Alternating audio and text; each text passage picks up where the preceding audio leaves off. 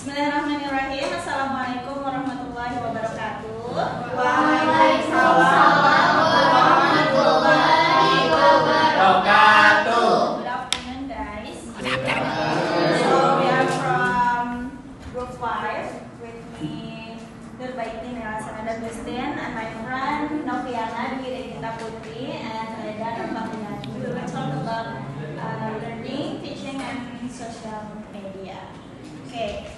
So for the first slide will be delivered by my friend Noviana.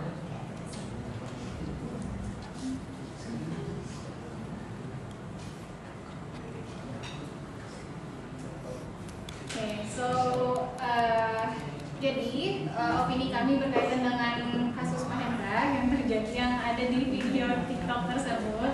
Jadi dari video tersebut terlihat bahwa beliau itu sudah 4 tahun berada di sekolah itu dan merasakan lingkungan toksik itu. Jadi menurut kami hal yang wajar buat Pak Hendra untuk resign dari pekerjaan sebagai ASN. Terus menurut kami kesehatan mental itu sangat penting sehingga Pak Hendra itu lebih memilih resign sehingga dia resign. Dan selanjutnya pada poin kedua dia memilih kesempatan yang lebih bagus. Jadi Pak Hendra ini kemungkinan ada opsi yang lebih bagus selain jadi ASN. Jadi biasanya kan orang tuh tidak berani untuk melepas titel ASN itu kan. Tapi untuk Pak Hendra sendiri dia berani karena apa? Kemungkinan dia memiliki kesempatan yang lebih baik daripada ASN tersebut. Oke, jadi itu berkaitan dengan kasus Pak Hendra.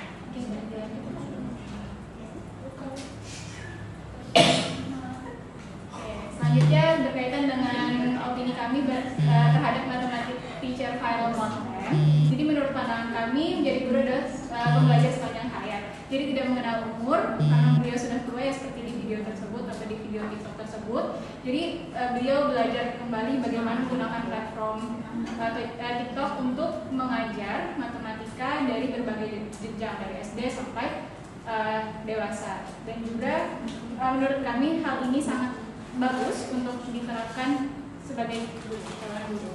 Oke, begitu saja dari saya berkaitan dengan kasus 1 dan kasus 2 dan selanjutnya akan dilanjutkan oleh Aida.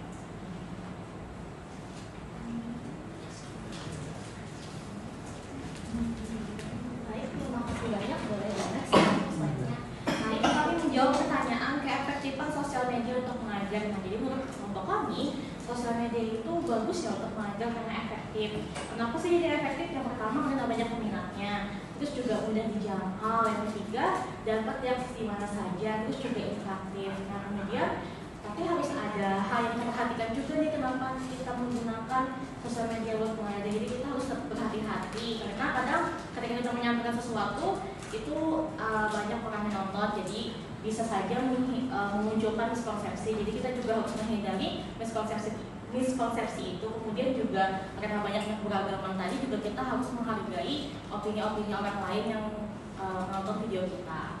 Oke, next Kak.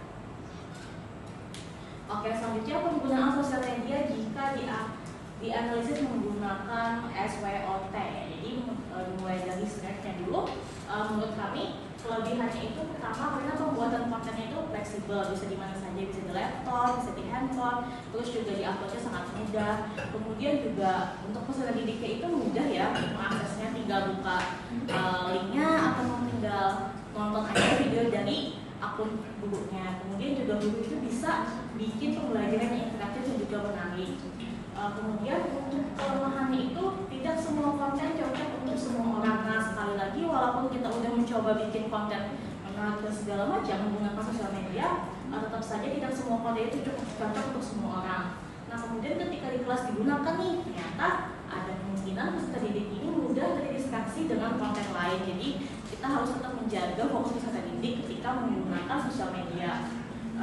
Terus juga ada opportunity-nya. Nah, guru dapat menambahkan materi pembelajaran dengan cepat dan mudah. Nah, itu juga termasuk kelebihan ya sebetulnya. Jadi walaupun sudah di-upload nih misalkan sama gurunya bisa aja menambahkan materi lagi.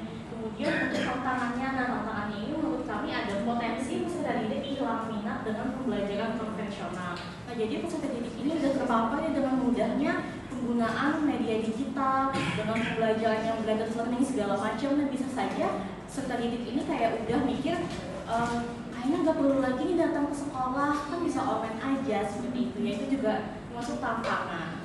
Oke, itu saja pemaparan dari kami. Selanjutnya untuk lesson plan-nya akan dijelaskan oleh Kak Nanda.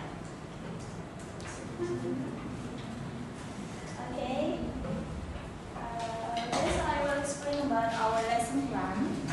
Di sini kami menggunakan elemennya, terlebih dahulu untuk kelasnya itu untuk kelas 11 SMA dengan materi invitation card. Kemudian untuk alokasi waktunya ada 4 x 45 atau 4 JP selama satu pertemuan. Mengapa jadi 4 JP nanti akan saya jelaskan lagi. Untuk elemennya kami memakai menulis dan mempresentasikan. Tujuan pembelajarannya ada pada akhir sesi pembelajaran ini siswa mampu membuat invitation card berbentuk digital tentang acara ulang tahun dengan memperhatikan struktur kebahasaan secara tepat. Untuk asesmennya adalah bentuk asesmen formatif dalam bentuk unjuk kerja kelompok atau proyek. Kemudian di sini tadi mengapa jadi menggunakan alokasi waktu 4 JP, karena kami akan memakai model pembelajaran project based learning. Oke, next boleh. Oke, untuk metodenya ceramah dan diskusi kelompok. Media pembelajarannya ada laptop, LCD, PowerPoint atau presentasi slide, kemudian papan tulis, video, speaker dan lain sebagainya. Kemudian pemahaman awal, peserta didik itu sudah memahami struktur kebahasaan dan profil pelajar Pancasilanya juga dari religius hingga berpikir kritis. Next.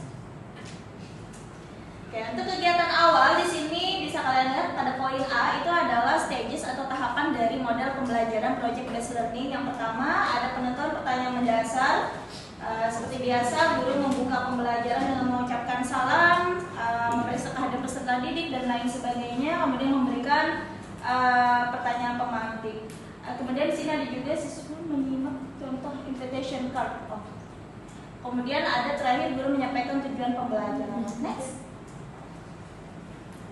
Ya, untuk kegiatan inti itu totalnya 150 menit karena 4 JP, totalnya itu 180. Jadi kegiatan inti kami mengambil 150 menit. Di sini ada sintak yang kedua yaitu perencanaan proyek, di mana guru membagi siswa menjadi beberapa kelompok. Kemudian ada pelaksanaan penyelidikan, di mana siswa itu mulai berdiskusi. Kemudian ada pengembangan dan penyelesaian produk, di mana siswa itu mulai mengolah ya teks digital mereka dalam menggunakan aplikasi Canva. Kemudian presentasi hasil proyek, di mana siswa memamerkan hasil proyek mereka melalui akun sosial media. Oke. Kemudian untuk kelompok belajar lain nanti akan memberikan umpan balik berupa saran serta tanggapan mengenai karya temannya. Sejenis seperti gallery walk. Next. Oke, baik. Untuk kegiatan penutup di sini sintak terakhir yaitu evaluasi dan refleksi. Jadi guru mengadakan kegiatan refleksi, mengevaluasi proses dan hasil proyek menggunakan rubrik, kemudian siswa merefleksikan pengalaman belajar mereka, apa yang mereka pahami dan apa yang mereka belum pahami, kemudian tantangannya apa aja dan keberhasilan mereka. Dan kegiatan refleksi ini menggunakan Padlet agar pembelajaran lebih interaktif. Kemudian guru menutup pembelajaran dengan saran. Oke, next. Okay, maybe that's all from our group today. Thank you very much for your attention. Wassalamualaikum warahmatullahi wabarakatuh. Waalaikumsalam warahmatullahi wabarakatuh.